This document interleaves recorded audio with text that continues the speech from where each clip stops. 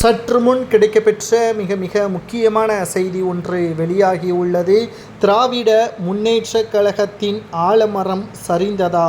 2026 சட்டசபை தேர்தலில் 200 தொகுதிகளை கைப்பற்ற வேண்டும் என்று திமுகவினர்கள் நிர்வாகிகளுக்கு அழுத்தம் கொடுத்து வந்த ஸ்டாலின் அவர்களுக்கு தற்பொழுது மிகப்பெரிய ஒரு இடியாக லாக்அப் உயிரிழப்பு. சிவகங்கை மாவட்டத்தில் காவல்துறை அதிகாரிகள் தற்பொழுது மிகவும் மோசமான கொடூரமான செயல்களால் தற்பொழுது ஸ்டாலின் அவர்களை மன்னிப்பு கேட்டுள்ளார்.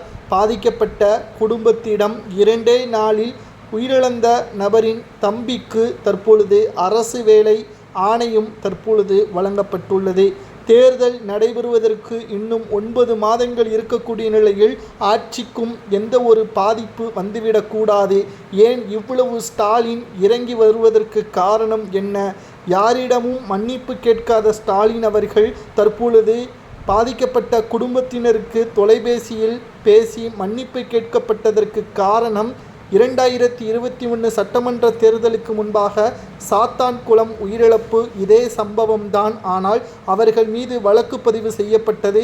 ஆனால் இப்பொழுது வழக்கு பதிவு செய்யாமலே விசாரணை என்ற பெயரில் மிகவும் மோசமான முறையில் நடத்தப்பட்டதற்கு மிகவும் எதிர்க்கட்சியினர்கள் கண்டனத்தை தெரிவித்து வருகிறார்கள். 2021 சட்டசபை தேர்தலில் ஆட்சி அதிமுகவிற்கு கலைக்கப்பட்டதற்கு காரணம் சாத்தான்குளம் வழக்குத்தான்.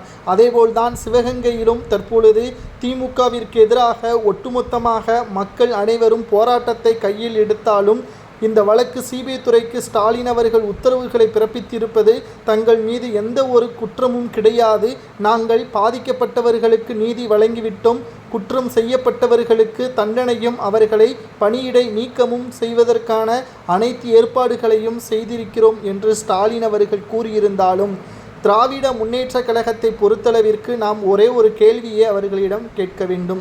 செந்தில் பாலாஜி அவர்கள் பல கோடிகளை ஊழல் செய்ததாக அவர் மீது வழக்கு பதிவு செய்து விசாரணைக்காக அழைத்து சென்றார்கள். அவர் மீது கை வைத்தார்களா அமலாக்கத்துறை அதிகாரிகள்? பல கோடிகளை ஊழல் செய்த திமுகவின் அமைச்சர்களாக இருக்கட்டும் அல்லது பிற கட்சிகளது அமைச்சர்களாக நிர்வாகிகளாக இருக்கட்டும், யாராக இருந்தாலும் பல கோடி ஊழலை செய்தவர்கள் ராஜ மரியாதையுடன் காவல்துறை அதிகாரிகளால் நடத்தப்படுகிறார்கள். ஆனால் எந்த ஒரு தவறும் செய்யாத அப்பாவி விசாரணை என்ற பெயரில் இவ்வளவு கொடூரமாக நடத்தப்படுவதற்கு காரணம் ஏன்? எந்த ஒரு அமைச்சரும் வலிக்கு விழாமல் காவல் நிலையத்தில் இருக்கிறார்கள்.